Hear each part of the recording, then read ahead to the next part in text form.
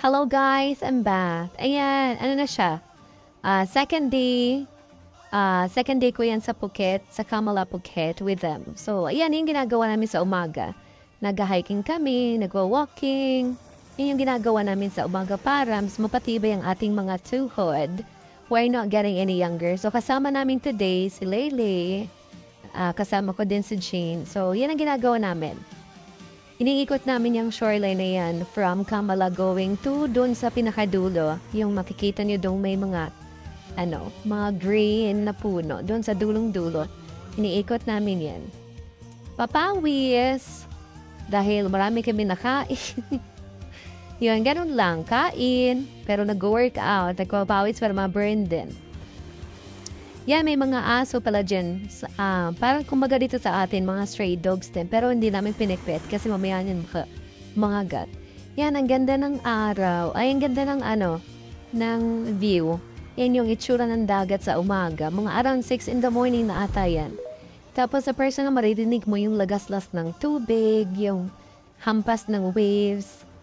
Yan, ang ganda-ganda. So, yan yung kahabaan ng Kamala Beach Resort. Yan, doon sa may Duli, malapit na yan sa Intercontinental Hotel. May malaking mga swing. So yan, nag-swing-swing mo ning dalawa.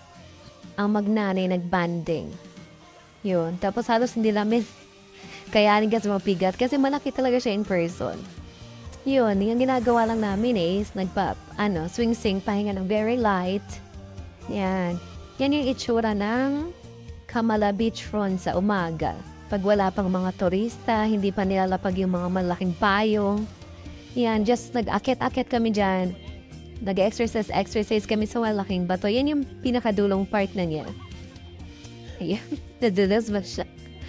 Buti lang sa may buhangin.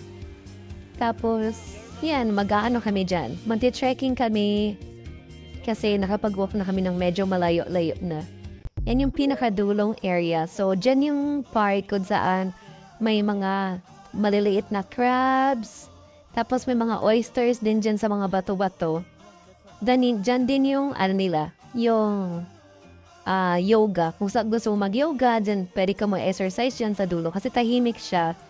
Tapos, alam mong, fresh yung hangin talaga kasi walang katao-tao. Tapos, puro puno,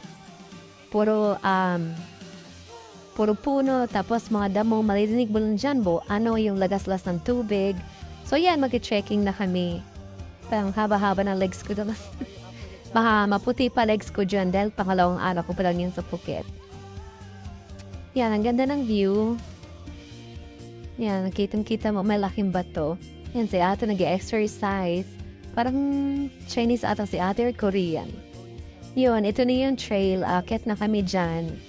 Papunta kami doon sa pinakatuktok. Yan, yun yung naalala namin yung bataan namin. Na umakit kami sa bundok, muha kami ng mga panggatong. Yan, Diyos ko. And si Leily nasa dulo na. Bilis-bilis kumilos ng batang yan. Diyos ko. Tapos ako, hingal na ako dyan. Ilang hakbang pa lang. Diyos ko, hindi naman ako sanay mag-aakit ng bundok. Diyos ko. Hindi ako mahilig kumakit ang mga bundok-bundok, Diyos ko. Yan, ang ganda ng view kasi puro puno, puro green lang yung makikita mo. Tapos walang mo, fresh na hangin. Yan, hakbang-hakbang si bakla, pagkita ng glangs. Yun, akit kami dyan. Tapos, buti na lang may daan, may trail talaga siya. Kumbaga, sabi naman nila, may mga umaakit din naman talaga daw dyan. Kumbaga daanan talaga siya. Tapos, muntik pong malaglag. Yan. Tapos, ang ganda ng klima din ng araw. Kasi hindi siya ulang-ulan. Hindi maputik. Tapos, maririnig mo yung huni ng mga ibon, ng mga kuliglig.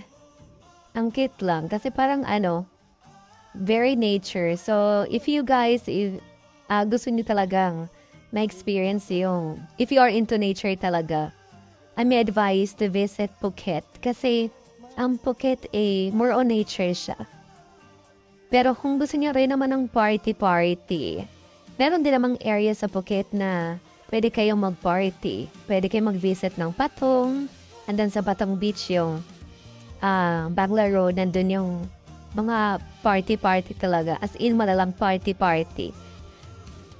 Dito sa may Kamala, medyo ano siya dito, tahimik na area. Kumbaga para siyang Boracay, pero hindi siya crowded, hindi siya maingay. As in, kung gusto mo talaga mag-relax, I may advise you to stay in Kamala, beachfront.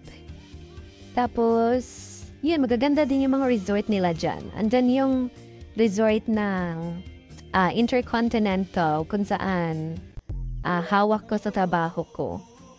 So, hello Intercontinental Hotels, baka naman, charot.